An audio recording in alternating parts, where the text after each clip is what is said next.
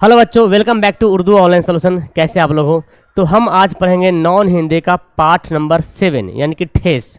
बहुत इंपॉर्टेंट ये चैप्टर है और इससे भी सवाल आपको बनता है। तो मैं अभी क्या कर रहा हूँ बच्चों, अभी मैं आपको इस सभी चैप्टर का जो सारांश होता है ना, जो कहानी होता है, उसको मैं आपको समझा देता हूँ। ठीक है ना?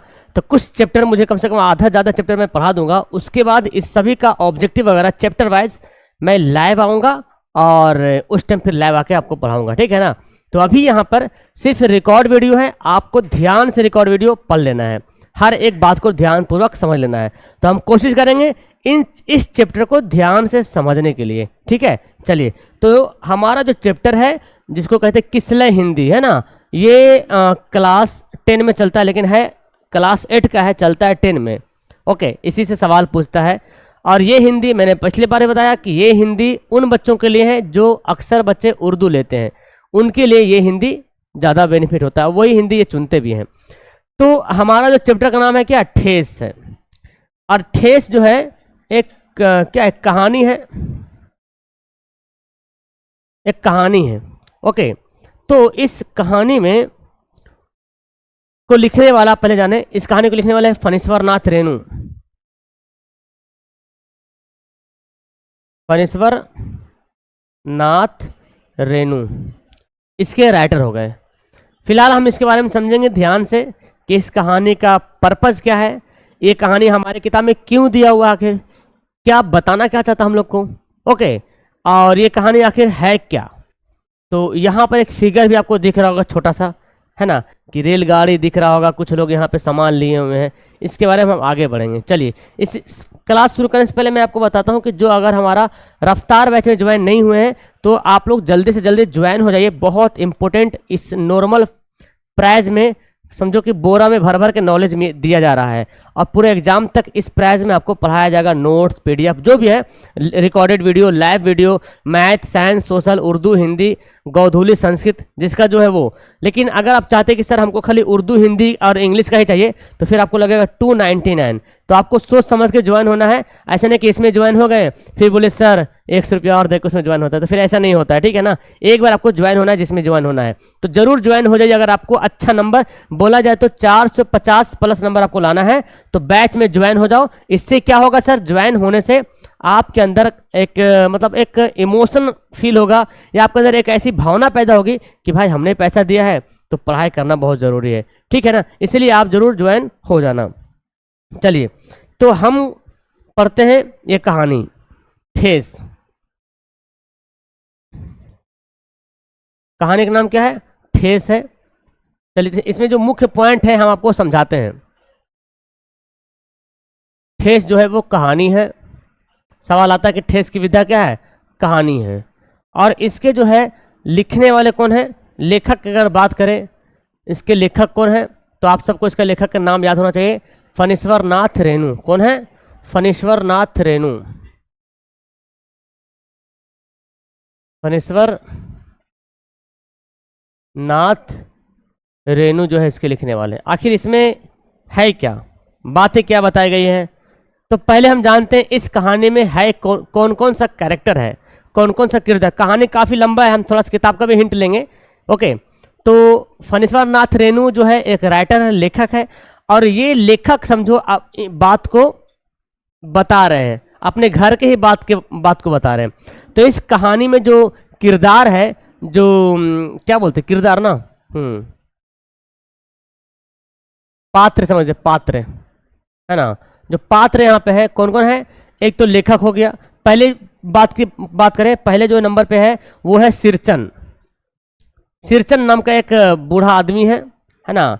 ये समझो कि मुख्य पात्र है। अगर इसकी हम बात करें सिरचन के बारे में, तो सिरचन क्या है, मुख्य पात्र है। सवाल पूछेगा कि ठेस कहानी का मुख्य पात्र कौन है, तो बोलेंगे सिरचन मुख्य पात्र है, मतलब मेन कैरेक्टर, मेन रोल किसका है, तो सिरचन का है। इसके अलावा और भी यहाँ पे है लेखक है इसमें। ठीक है ना, लेखक की माँ है,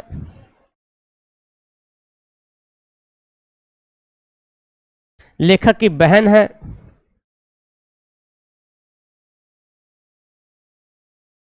जिसको कहते हैं मानू। मानू नाम इसका है, मानू दीदी करके बोला गया है। फिर जो है लेखक की भाभी इसका नाम नहीं दिया हुआ है ना, मंझली भाभी का नाम दिया हुआ है ना, लेखक की मंझली भाभी।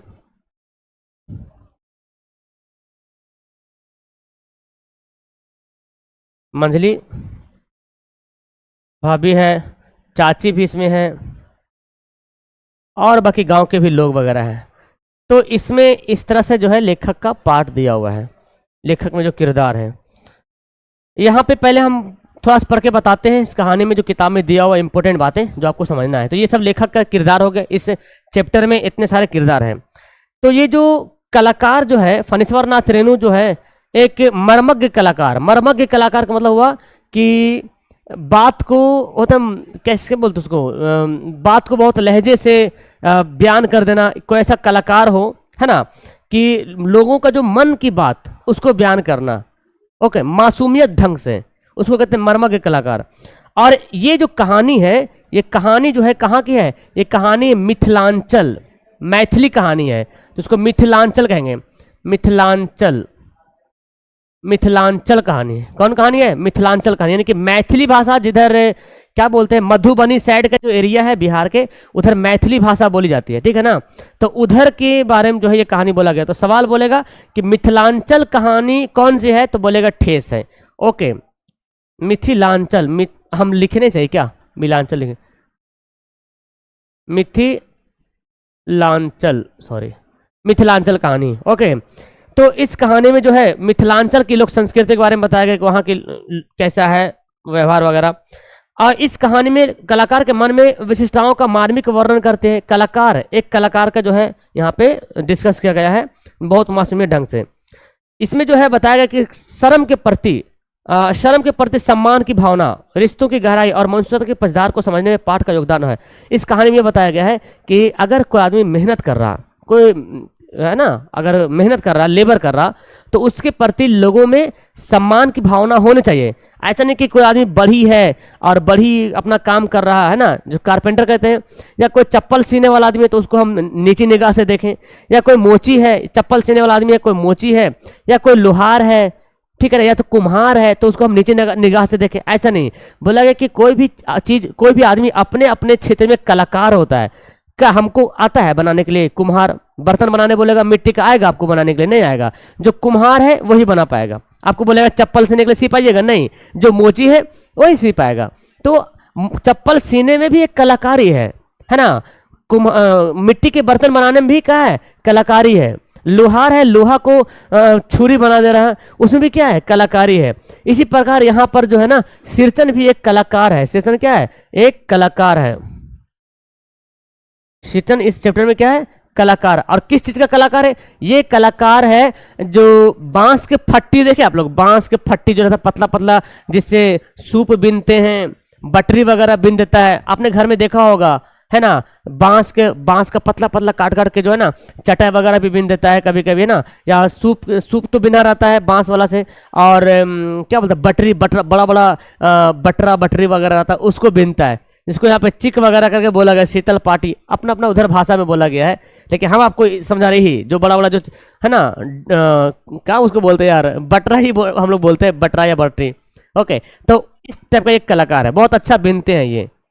ओके, तो उसके बारे में बताया गया है कि हमको किसी के भी मनुष्य की जो शर्म है, जो लेबर कर रहे हैं, उसके प्रति हमको जो है समझने की सही समझ होना चाहिए। मतलब ऐसे नहीं कि उसको नीची निगाह से देखें। और आंचलिक कहानी की खूबसूरती, घटना और संवेदन की दृष्टि से कहानी उल्लेखनीय है। चलिए हम शॉर्ट बताते हैं। पहले तो आइए इस कहानी को शुरू करते हैं इधर से, खेती बाड़ी के टाइम से शुरू करते हैं। सिरचन एक बूढ़ा आदमी है। सिरचन कैसा आदमी है? सिरचन बोला गया कि एक बूढ़ा आदमी है।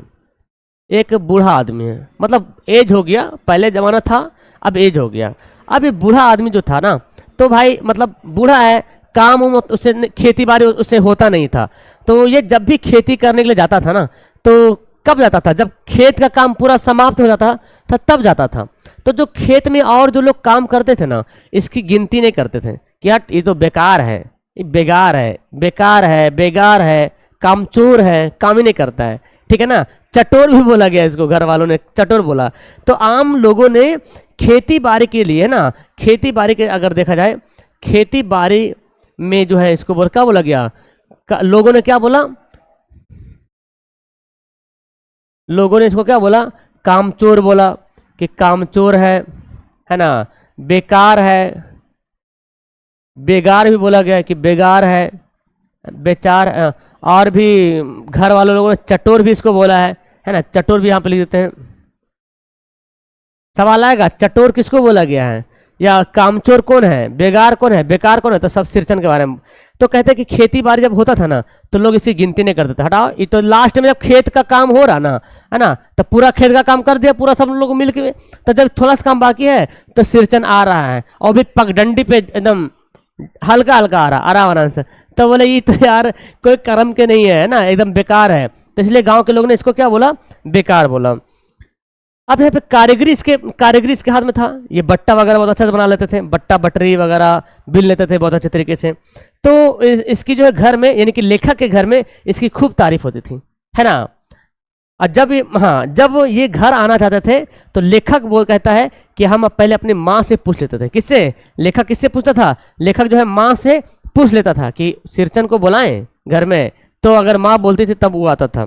चलिए, तो कहने का मतलब यहाँ पे आगे बोल रहा कि सिरचन जो है एक तो काम करने में बहुत माहिर था, है ना, और बात अगर इसको कोई बात अगर बुरा लग गया तो ये मतलब समझो अपने खरे खोटे सुना लेता था। जैसे एक बार इसमें लड़ाई हुआ था ब्राह्मण टोली, ये सवाल आता है इसलिए मैं आपको बता रहा हूँ, है ना। ब्राह्मण टोली के पंचानन चौधरी से लड़ाई हुआ था। ब्राह्मण टोली के पंचानन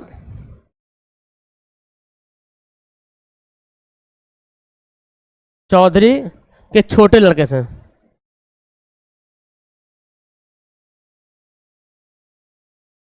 क्या हुई, लड़ाई हुई, है ना। सवाल आता है कि किससे लड़ाई हुई थी, तो ब्राह्मण टोली के पंचानन चौधरी के छोटे लड़के से। सवाल ऐसे पूछा गया पंचानन चौधरी कहाँ रहता था, तो ब्राह्मण टोली में। लड़ाई हुआ तो लड़ाई में इन्होंने क्या बोला, भाई बोला कि मतलब इसको जो है बेपानी कर दिया, पानी पानी कर दिया, इतना मतलब बात इसको बोला, मार धार रहे बस बातों से, ठीक है ना। बोला सिरचन ने, बोलता है सिरचन तुम्हारी भाभी नाखून से काटकर तरकारी परोसती है, इसको बोल रहा है ना, और इमली का रस डालकर कढ़ी तो हम कहार कुम्हारों की घरवाली बनाती है, तुम्हारी भाभी ने कहा सीखा। तो इसको मतलब एक सिरचन जो है ब्राह्मण टोली के जो ये था पंचानन चौधरी छोटा लड़का, इसको बोल रहा कि तुम मतलब हमको मतलब ये कहने का मतलब है कि जो सिरचन है, सिरचन को बुरा भला बोल रहा है। तो ये जो है उसको बोला तुम्हारे घर की भी तुम्हारी भाभी तो नाखून से काट के जो है नाखून से निकाल कर तरकारी परोसती है वगैरह, ऐसा बोल रहा, ठीक है। चलिए, तो अब सिरचन को घर आना है लेखक के घर, तो लेखक अपना माँ को बोलता है ना। तो आता है तो सिरचन को जैसे देखता है माँ देखती है तो बोलता है सिरचन कहाँ था तुम, मेरा नेनू मथुरा था, मतलब होता ना कि याद आ रहे थे, यार नेनू मथुरा था मेरा, तो याद आ रहे थे, तुम जरूर आओगे। तो सिरचन आता है, और सिरचन को खाने में पसंद था दही के खखोरन के साथ चूड़ा समझते हैं ना, जो चावल का बनता है चूड़ा। तो दही की डाली मतलब हुआ खखोरन, तो इसको बहुत पसंद था। अब ये कहते हैं, ये इसलिए इसको बुलाता है क्योंकि जो लेखक की जो बहन है मानू दीदी, उसको जाना है ससुराल। कहाँ जाना है, ससुराल जाना है। तो ससुराल जाना तो देखते हैं ना, जब कोई बहन आती है शादी हो करके, तो जब ससुराल फिर से जाती है ना, मायके जब आती है कोई और फिर ससुराल जाती है तो उसको कुछ ना कुछ सामान दिया जाता है ना, कि जाओ, मतलब माँ बाप देता है सामान वगैरह ससुराल जाने टाइम, जब भी आती है तो जाती है तो कोई ना कुछ देता ही देता है। तो सिरचन को बुलाता है, सिरचन बहुत अच्छा कारीगर है भाई, एकदम इसको बोलता है भाई कि इसको जाना है और मानो दीदी को ससुराल जाना है, इसके लिए बहुत अच्छे तरीके से जो है शीतल पार्टी वगैरह चिक वगैरह बनाना है, जो मैं बोला ना वही बटरा वगैरह जो क्या क्या है वो सब बनाने के लिए बोलता है। तो घर में जब ये काम करना शुरू करता है, आगे यहाँ पे बात होता है, देखते हैं ना कभी कभी जब कोई काम शुरू होता है तो काम के दौरान जो है ना बातचीत भी होता है ना, आया मजदूर काम करेगा तो बातचीत भी करता है, थोड़ी ना काम करते करते कर ही रहा है, ऐसा तो नहीं होता है।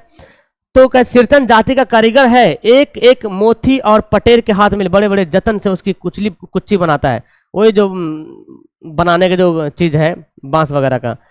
तो कहता है कि भाई ये अगर काम के दौरान सिरचन को जहां कुछ अगर बोलिएगा तो गुस्सा इसको बहुत आता था। कहते हैं कि गुहमन सांप की तरह, गुहमन सांप होता ना, गुहमन सांप की तरह फुफकारता था, मतलब गर्म हो जाता था अगर इसको कोई काम के दौरान कुछ टोकता था तो। ओके, तो कहते कि फिर किसी दूसरे से करवा लीजिए, नहीं काम करेंगे। सिरचन मुंहझोर है, कामचोर नहीं है। ये खुद बोलता है कि सिरचन मुंहझोर है लेकिन कामचोर नहीं है। अपने आप को बोला कि हम काम करने में बहुत माहिर है, लेकिन गांव वालों ने कामचोर भी इसको बोला है। सिरचन को लोग चटोर भी समझते थे, है ना, खाने पीने भी एकदम बहुत। अगर सिरचन को काम पे बुलाना है तो बोल दीजिए मेरे घर में अच्छा अच्छा चीज बना, फटाफट दौड़ के चलाता था काम करने के लिए। चलिए, फिर यहाँ पे जब इसको काम करने के लिए बोल दिया तो सारा कुछ लेकर आया घर में काम करने के लिए। काम करते करते कुछ बातचीत भी बनी। अब देखो काम हो रहा। चलिए, एक बार यहाँ पे बता कुछ भी नहीं, एक बार यहाँ पे दिया महाजन टोली के भज्जू महाजन की छोटी सिरचन, एक नया नाम यहाँ पे दे दिया, महाजन टोली के भज्जू महाजन की सिरचन बेटी से सिरचन की इससे मतलब बातचीत, मतलब लड़ा झगड़ा हुआ है। महाजन टोली, महाजन टोली के भज्जू महाजन, भज्जू महाजन की बेटी से क्या होता है, झगड़ा होता है। ओके, तो झगड़ा होता है तो बोलता है कि मतलब जैसे कैसे बोलता है, इससे झगड़ा हुआ तो बेटी बोले जा रहे हम अम्मी को बोल देंगे, माँ को हम बोल देंगे। तो बोला ठीक जाओ, इसमें बड़ी क्या बात है, जाओ जाओ बोल दो। अब देखो क्या बोलता है, बड़ी बात है बेटिया, लोगों की बात बड़े लोगों की बात ही बड़ी होती है, नहीं तो दो दो पटेर की पटियों का काम सिर्फ एक खंसारी का सत्तू खिलाकर कोई करवाए भला। देखिए तो इसको मतलब लोग क्या मतलब इसको समझते, बेगार समझते थे। बटरी बनाने आया, कोई काम करना है तो सोचता था कि चलो थोड़ा सत्तू दे देंगे मेरा काम कर देगा, थोड़ा चावल दे देंगे मेरा काम कर देगा। मतलब नीची निगाहों से इसको लोग, गांव वाले लोग इसको देखा करते थे, है ना। लेकिन एक घर था जो इसको बहुत सम्मान दिया करता था। वो कौन घर था, वो था लेखक के घर। इसको बहुत इज्जत मिलता था वहाँ, ठीक है ना। गांव में हर लोग जो इसको बेगा चटोर वगैरह समझता था कि बस थोड़ा सा इसको दे दो ना खाने पीने के लिए, वो काम कर देगा। तो उसी वजह से इसमें भी लड़ाई हुआ। तो सवाल आता है कि भज्जू महाजन कौन थी, तो महाजन टोली, भज्जू महाजन की बेटी कहाँ का रहने वाली थी, तो महाजन टोली के। ऐसे सवाल बन सकता है। ओके, अब यहाँ पे ये आता है घर काम करने के लिए लेखक के यहाँ। ओके, तो इस टाइम जो है मानू के दूल्हे ने पहले ही बड़ी भाभी को खत लिख के बता दिया था कि जो हम मानू जो है ना जा रही ससुराल नैहर, और वहाँ जब लौटेगी तो अच्छा अच्छा एकदम फैशन वाला चिक बना भेजिएगा, पटेर वगैरह शीतल पार्टी बना भेजिएगा, नहीं तो ऐसे गुस्सा कभी बोलता ना मजाक में। तो भाभी हंसकर कहा हाँ वापस चल जाएगा, है ना। इसलिए एक सप्ताह पहले ही सिरचन को बुला लिया काम करने के लिए, और सिरचन काम में लग गया, एकदम खूब बना रहा, अच्छा से बनाया, लेकिन पूरा बना नहीं। कहते हैं कि सिरचन काम में व्यस्त थे, कानों में बड़ी बात, मतलब काम में व्यस्त था सिरचन। ओके, तो मोहर छाप वाली धोती के साथ रेशम कुर्ता देने पर भी ऐसी चीज नहीं बनती। अब जो ये जो बना रहा था ना सिरचन, जो बना रहा था, तो जो इसके भाभी थी, है ना, वहीं पे थी भाभी। तो भाभी देखी भाई मेरा शादी में ऐसा कुछ मिला नहीं है ना, आई इसको भेज रहा है, हमको ऐसा कुछ मिला नहीं, हमको पहले से मालूम होता तो हम जो है, अरे यार देखो बंद हो गया, हाँ ठीक है चालू है, ठीक है 1 मिनट, चलिए लाइट करने से ऐसा हो गया, कोई बात नहीं। तो कहने का मतलब हो रहा है कि भाभी देख लिया कि सिरचन जो है मतलब उसको क्या लगे, ननद लगेगी ना, तो वो इसके लिए एकदम बहुत अच्छा चीज़ बन रहा, हमको होता तो हम भी कर लेते। अब सिरचन को लग गया एकदम गुस्सा कि क्या बोल रहा भाई, मंझली भाभी से रहा नहीं गया, पर्दे के आगे बोली ऐसे जानती तो मोहर छाप वाली धोती देने से ये अच्छी चीज़ बनाती। मतलब ये बोल रहा कि सिरचन जो एक ऐसा आदमी है, अगर इसको धोती भी दे देंगे तो ये अच्छा चीज़ बना देगा। तो ये इसको मालूम नहीं था, ये मंझली भाई बोलते हैं कि हमको मालूम नहीं था, अगर हमको पहले से मालूम होता तो इस सिरचन को मोहर छाप वाली धोती दे देते ना, तो हमको बना देता अच्छा चीज़। अब काम में व्यस्त सिरचन के कानों में बात सुन के अरे भाई साहब ये क्या बोल दिया, मोहर छाप, बोला मोहर छाप वाली धोती के साथ रेशम कुर्ता देने पर भी ऐसी चीज़ नहीं बनती बहुरानी, है ना, बोलता है ना बहुरिया, बहू को बोलता है बहुरिया कि मोहर छाप धोती देने से भी ऐसा चीज़ नहीं बनता बहुरिया। मानो दीदी काकी की सबसे छोटी बहू थी और मानू दीदी का दूल्हा अफसर आदमी था। तो मानू दीदी जो कौन थी, मानू दीदी काकी की सबसे छोटी बेटी थी। तो मानू दीदी बेटी हो गई, मतलब माँ की बेटी, यानी कि लेखक की बहन हो गई। और मानू दीदी का दूल्हा एक अफसर आदमी था। सवाल बनता है कि मानू दीदी का दूल्हा कौन था। मानू दीदी का दूल्हा, दूल्हा कौन था, तो एक अफसर आदमी था। वही बोला भाई मानू दीदी का दूल्हा अफसर आदमी है, इसको अच्छा से हमको बना के देना पड़ेगा, है ना। मोहर छापली धोती नहीं, मुंगिया लड्डू, बेटी की विदाई के समय रोज मिठाई जो खाने को मिलेगी देखती है ना। मतलब ये बता रहा कि हम इसको मछली भाभी का मुंह लटक गया। मेरे चाचा ने फुसफुसा कर कहा किससे बात करती हो बहू। तो मतलब ये मोहर छाप वाली धोई के बारे में बात कर रहा। मंझली भाभी जो है इससे सिरचन से बात कर रहा था। सिरचन बोला भाई ऐसे कैसे होगा, ये अफसर आदमी है, इसको हमको अच्छा से बना के देना पड़ेगा। और वहाँ मंझली भाभी परेशान कि हमको मालूम होता तो हम भी बनवा लेते ऐसा चीज़। चले तो दूसरा दिन हुआ, तो दूसरा दिन देखा कि बीन के तैयार हो, मतलब आधा बीन गया, 7 मतलब स्टार जैसा नहीं, जैसे खटिया कैसे बनाता है, खटिया भी देखे घर में खटिया वगैरह होगा तो देखिए रस्सी से बनाता है तो लगेगा एकदम ऐसे, मतलब एक डिजाइन तैयार हो जाएगा ना। खटिया में क्या होता है, डिजाइन तैयार हो जाता है। तो वैसे ही मोहर छापली धोत बना रहा था, ये शीतल पाटे वगैरह बना रहा था तो स्टार बन जाता था। तो दूसरा दिन जो है ना एकदम 7 तारा जगमगा उठा, मतलब कहने मतलब 7 गो स्टार के जैसा दिखने लगा उसमें जो बना रहा था। तो ये सब अपना काम कर रहा था। अब एक यहाँ पे आता है, माँ रसोई का काम कर रही थी, माँ बिजी थी, है ना। बोली मैं अकेले कहाँ कहाँ क्या देखूँ, मेरी मंझली सिरचन को बूंदिया क्यों नहीं देती हूँ। अब मंझली तो ऐसी तो गुस्सा हो गई।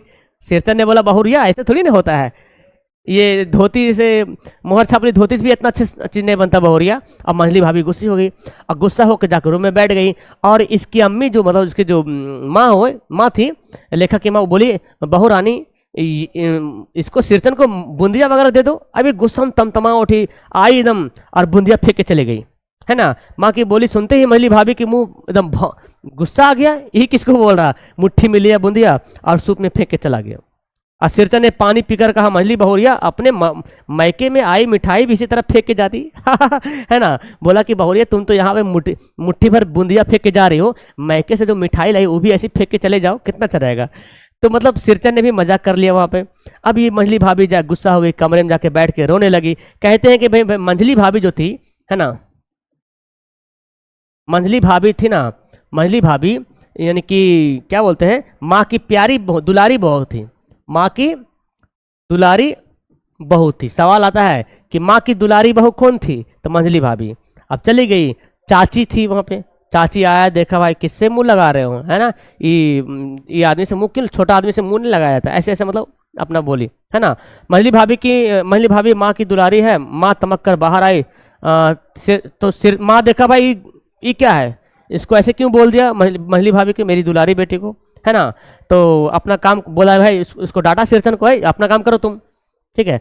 तो कहा बहुओं से बदकुट्टी करने की क्या जरूरत है, मतलब तुमको बहू से बात करने की क्या जरूरत है, तो अपना काम करो, ठीक है ना।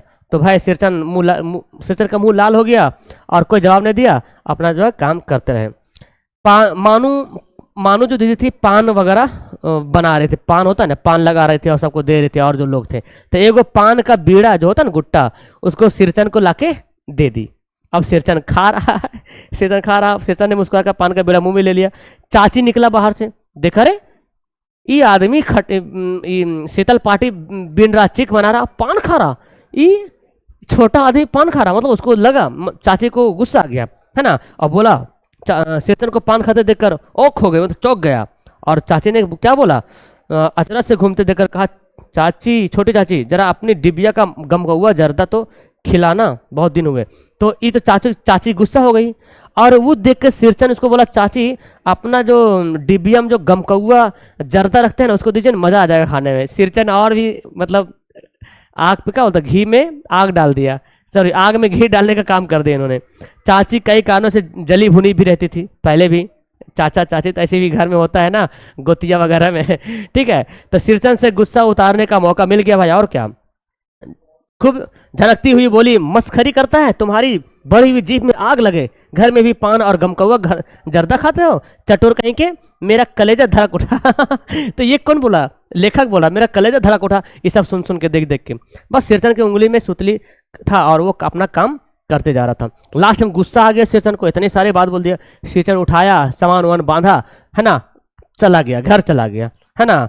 चाची बड़बड़ाई आई, बाप रे बाप, इतनी तेजी से भाग रहे हो, कोई मुफ्त में कोई काम नहीं करता है, 8 रुपये में मोहर छाप वाली धोती मिलती है ना। ये बोला क्या 8 रुपये में, 8 रुपये में मोहर छाप वाली धोती आती है, इस मुझौसे के ना मुंह में लगाम है ना आँख में सील, पैसा खर्च करने पर सैकड़ों चिक्के मिलेंगी। बांतर टोली की औरतें सिर पर गट्ठा लेकर गली गली फिरती रहती है। तो चाची ने उसको सुना दिया भाई कि सब तो 8 रुपये का धोती मिलता है, इसको चक्कर में का इसको बिनवा रहे, इससे अच्छा तो मिल जाएगा, मोहल्ला में आते रहता है, बोलते रहता है, सर पे लेके घूमते रहता है। मानू नहीं बोली, चुपचाप रही, अधूरी देखती रही। लास्ट टाइम क्या हो भाई, वो तो चला गया, है ना, बेचारा जो शेरचंद जो है घर चला गया। मानू को याद आया भाई कि विवाह जब हुआ था तो शीतल पार्टी यही हमको शेरचंद ने ही जो है हमको बिन के दिया था। खैर माँ ने समझाया उसको कि चलो छोड़ो, हम आपको अच्छा सलाह दे, मेले से खरीद के चले आएंगे। माँ ने मानू को समझाया कि मानू तुम परेशान मत हो, हम जो है ना मेला से ला देंगे अच्छा वाला। तो मैं अब लेखक गया शेरचंद के पास, है ना, लेखक गया शेरचंद को मनाने की कोशिश की, लेकिन शेरचंद बोला भाई हम नहीं जाएंगे, है ना, आज से हम ऐसा कुछ काम ही नहीं करेंगे, आज से हम ऐसा काम नहीं करेंगे जो हमको कोई नीची निगाह से देखता है। यार मतलब हम पान नहीं खा सकते क्या? हम एक अगर बटरी बना रहे तो क्या है, मतलब हम पान नहीं खाएं, हम पान खाना में इतना ही होगा कि बड़े आदमी पान खाएगा, हम नहीं खा सकते हैं। मतलब कहने का मतलब है कि इसको नीची निगाह से लोग देख रहे हैं। तो ये बोलता है लेखक को कि हम नहीं जाएंगे, अभी काम ही नहीं करेंगे हम दोबारा, है ना, छोड़ दीजिए, हम तो अकेला है भाई, हम तो अकेला अपने जीवन चलाने के लिए काम कर लेते हैं, ताकि हमको गांव में कहीं इज्जत नहीं मिलता था, तुम्हारे घर में खाली इज्जत मिलता था, अब वो भी जो है गई। अब जो क्या होता, बड़ी भाभी अधूरी चेक में रंगीन वगैरह झालर वगैरह लगा रही थी। तो जब इन ससुराल जाने का टाइम आ गया, है ना, स्टेशन पे ले गया इसको पहुंचाने के लिए लेखक जो था, यानी कि जो फणीश्वरनाथ रेणु है, तो अधूरी जो आधा जो चिक जो बनाया था ना, आधा ही बनाया था, आधा बनाया था, चूंकि आधे में तो छोड़ के चला गया था चाची की बात वगैरह सुन के। तो जब दरवाजा में बैठा, गाड़ी खुलने वाली थी, उधर से शेरचंद पूरा दौड़े दौड़े आया, आवाज़ दिया, मानू दीदी, मानू बेटी, है ना। देखा कौन है, अरे शेरचंद दादा। तो बोला शेरचंद दादा, तो बोला कि अब पूरा जितना था शीतल पाटे चीक वगैरह क्या क्या ना, पूरा बना उना के पीठ पर लाद के लेके आया, मतलब घर में बना दिया इसको, क्योंकि प्यार तो इससे था ना, मतलब मोहब्बत प्यार तो उसकी बेटी से था। भाभी से गुस्सा हो गया, चाची ने उसको कहा सुना कर दिया, लेकिन बेचारी तो ससुराल जा रही थी। मानू दीदी ने तो कुछ नहीं किया, उनको सम्मान ही कर रहा था, पान तो नहीं तो दिया, तो आपस में रिलेशन तो अच्छा ही था। तो भाई उसके लिए जो है घर से बहुत अच्छे तरीके से जो है बना के ला के मानू दीदी को सौंप दिया, और मानू दीदी ने मोहर छाप वाली धोती का दाम देने लगे। तो शेरचंद ने जो है एकदम ऐसे जीभ को दांत में निकाल के मतलब माफ़ी मांगने कि हमको नहीं चाहिए पैसा वैसा, है ना। तो खूब रोने लगे वो, और इस तरह से यहाँ कहानी खत्म हो जाती है। तो ये कहानी इतना बड़ा इसलिए यहाँ पे है कि देखो कहानी ये बताना चाह रहा है कि जो शेरचंद है आप जाति का कारीगर है, कोई भी काम कर रहा है, लेकिन लोग इसको नीची निगाह से देख रहा है। तो इस कहानी में बताना चाहता है कि इन्होंने जो इसकी जो कारीगरी था, इसकी कारीगरी इतनी अच्छी थी कि अच्छे अच्छे लोग ऐसा कारीगरी नहीं कर सकते थे। जो बिनने का काम करता था, जो शीतल पाटी या चिक वगैरह बुन रहे थे, वैसे अच्छे अच्छे लोग नहीं बुन पा रहे थे। तो कारीगरी पे मतलब इनकी कारीगरी बहुत अच्छी है, जो बड़े बड़े लोग अच्छे अच्छे शहर में नहीं मिलता ऐसा चीज़, रेडीमेड नहीं मिलता ऐसा। ओके, तो इस कहानी में लेखक हमको ये बताता है कि हमको अगर कोई भी कारीगर है, किसी भी चीज़ में माहिर, चाहे वो चप्पल क्यों नहीं बना रहा हो, चाहे मोची क्यों ना है, चाहे कुम्हार क्यों ना हो, है ना, चाहे खटिया क्यों ना बिन रहा हो, उसमें कारीगरी है और हमको उसका सम्मान करना चाहिए। तो यहाँ पे शेरचंद को सम्मान नहीं मिल रहा था, है ना, इसीलिए जो शेरचंद वहाँ घर छोड़ के भाग गया। लास्ट टाइम जो है मोहर छाप वाली धोती के दाम देने लगी, तो शेरचंद जो है बोला, मना कर दिया। तो इसमें से बहुत सारा सवाल बनेगा कि माँ की दुलारी बहू कौन थी, है ना, लेखक की बहन के नाम क्या था, शेरचंद को लोग क्या समझता था, शेरचंद को क्या पसंद था, चूड़ा दही, और दही का खखोरन नहीं होता है, सड़ जाता है प्याला डेगची वगैरह में, खखोर के निकालते हैं और चूड़ा वगैरह डाल के उसमें खाते हैं, तो ये सब पसंद था। तो ऐसे आपको मेरे ख्याल से कहानी समझ में आ गया होगा, है ना। खैर लास्ट करते वीडियो को, नीचे कमेंट कर दीजिएगा ये कहानी आपको कैसे लगी, मुझे बताइएगा, और नेक्स्ट चैप्टर जो आप जो क्लास होगी तो फिर जरूर आइएगा पढ़ने के लिए। Okay, that's all, thank you everyone, bye.